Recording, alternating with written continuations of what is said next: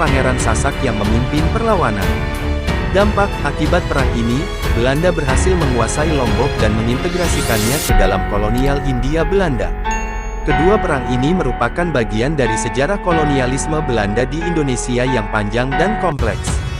Mereka mencerminkan perjuangan antara bangsa Indonesia dan kekuasaan kolonial Belanda dalam mencapai kemerdekaan dan kedaulatan. 5. Dampak dan konsekuensi. Perang Bali. Setelah Belanda berhasil menguasai Bali, pulau ini mengalami transformasi ekonomi dan politik yang signifikan.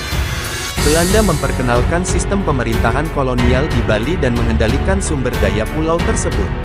Ini berdampak pada kehidupan sosial, ekonomi, dan budaya penduduk Bali.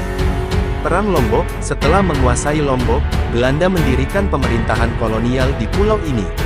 Ini juga mengubah banyak aspek kehidupan di Lombok, termasuk struktur pemerintahan, ekonomi, dan budaya lokal.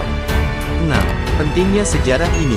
Perang Bali dan Lombok adalah bagian dari sejarah perjuangan Indonesia untuk meraih kemerdekaan dari penjajahan Belanda.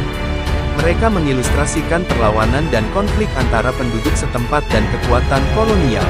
Kedua peristiwa ini juga mencerminkan kompleksitas proses kolonialisasi di Indonesia dan bagaimana kekuatan kolonial Eropa berusaha menguasai dan mengendalikan wilayah-wilayah di kepulauan tersebut. Perang Bali dan Lombok adalah peristiwa penting dalam sejarah Indonesia yang berdampak pada perkembangan negara dan masyarakat Indonesia.